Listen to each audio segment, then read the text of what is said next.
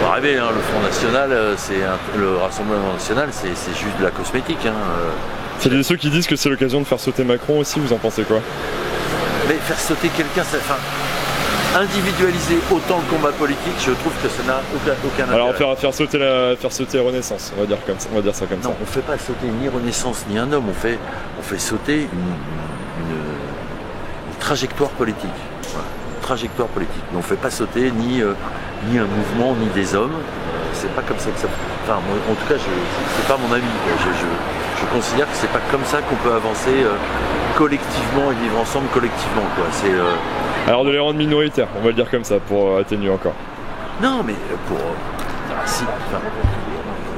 Je sais pas, mais si on faut pas qu'on ait la mémoire courte non plus, quoi. Je veux dire, il y a eu le Covid, tout le monde a pu continuer à travailler, tout le monde a pu.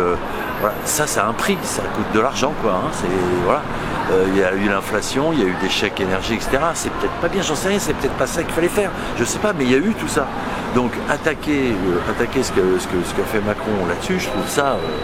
C'est oublier tout ce qui s'est passé pour que tout le monde puisse, à son niveau, être en mesure de continuer à travailler avec le chômage partiel, de continuer à vivre. Tout ça, c'est un coût. Donc l'attaquer là-dessus, je trouve ça... La fermeture des lits dans les hôpitaux publics durant la pandémie et les confinements.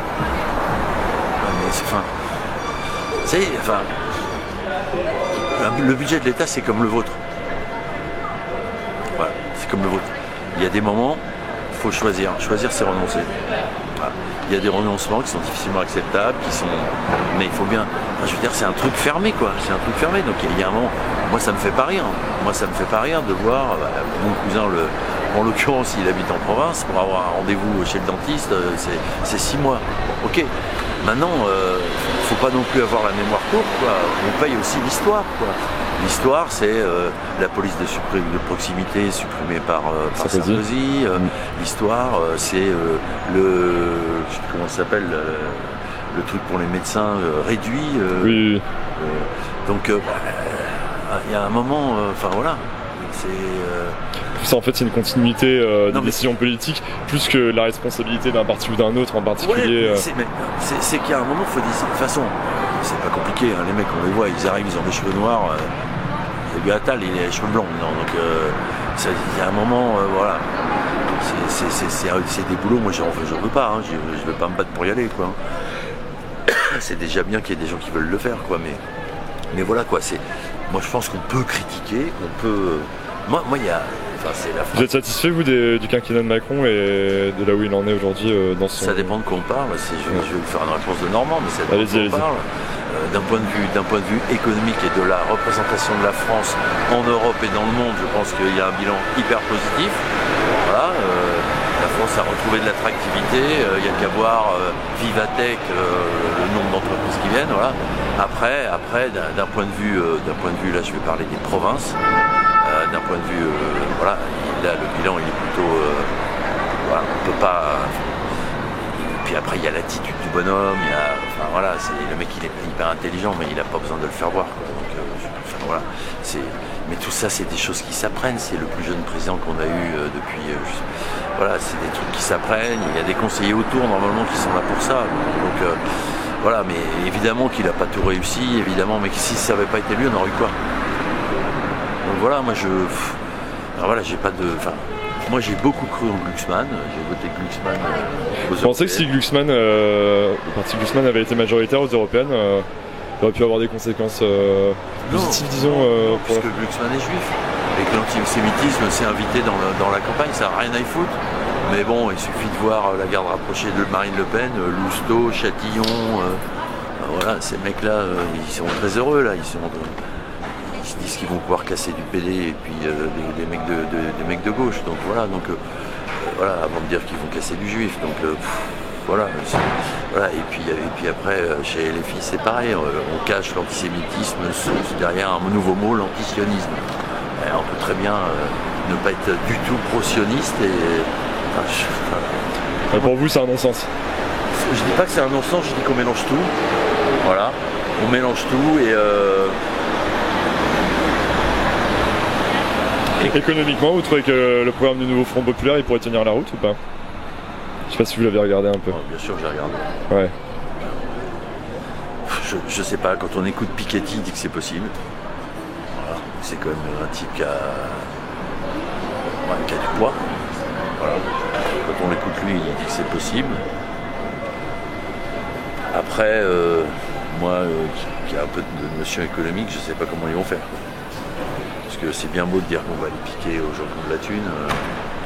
Les gens qui ont de la thune, la première chose qu'ils font quand ils croient qu'on va là. Moi, je suis un enfant de 80. Ouais, la première chose qu'ils font, c'est qu'ils se barrent. Hein. Ah oui. Ouais. Moi, je me souviens de la blague qui courait en 81, c'était vous savez comment on fait pour être millionnaire aujourd'hui? Bah, fallait être milliardaire hier. Voilà.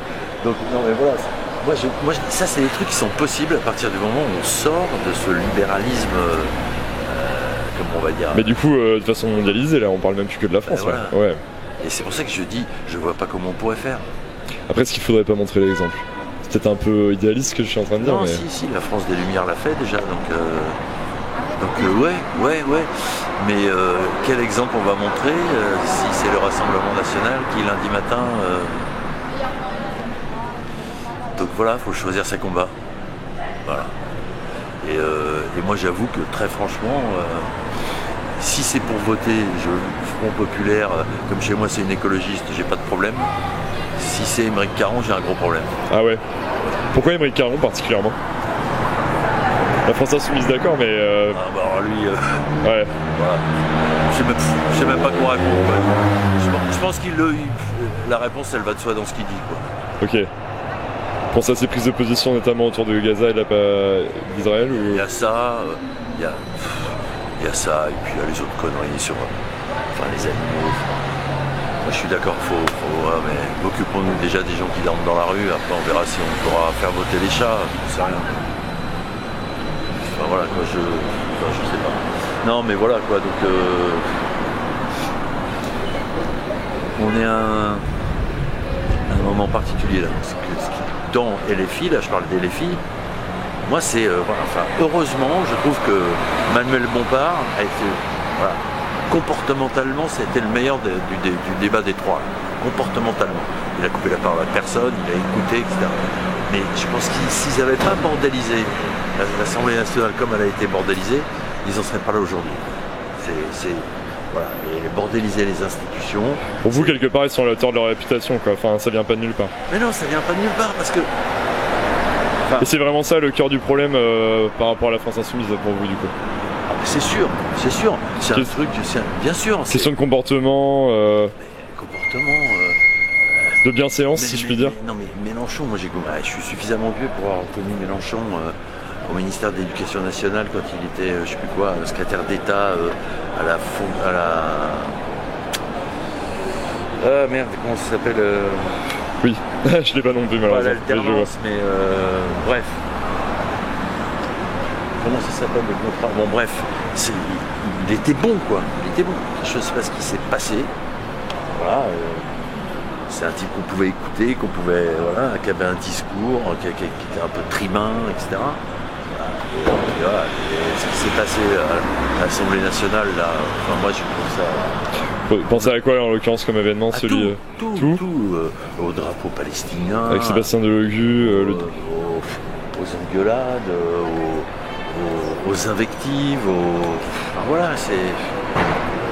on a la chance d'être dans une démocratie où tout le monde peut s'exprimer. Les militants de gauche, je vous dirais qu'ils ont été vachement diabolisés quand même ces derniers mois. Moi je sais pas si c'est les militants de gauche qui ont été diabolisés ou si... Pas les militants de gauche, la France Insoumise notamment. Mais diabolisés, ils ont tout fait pour quoi. C'est pas condamné, je veux dire... Pas condamné, on peut très bien... ne pas être pour Netanyahou et condamner le 7 octobre quoi. Alors ils ont condamné le 7 octobre mais ils n'ont pas dit que le Hamas c'était un mouvement terroriste. Ouais. C'est ça qu'ils ont fait. Mais ils ont condamné le 7 octobre. Ouais. Et ils ont déclaré que c'était une attaque terroriste. Quand même. Ouais, ils sont référés à la législation internationale. Ouais mais combien de temps? Il a fallu combien de temps? Non mais c'est... franchement c'est... Moi je pense que on devrait être beaucoup plus apaisé qu'on ne l'est. En Italie, ils se sont tapés sur la gueule. C'est ça où ça mène les extrêmes. Quoi. Pour vous, c'est quoi les enjeux de ces législatives là qui arrivent? Hormis la montée du Rassemblement National, contre laquelle vous irez voter? je pense que c'est le principal enjeu. Hein.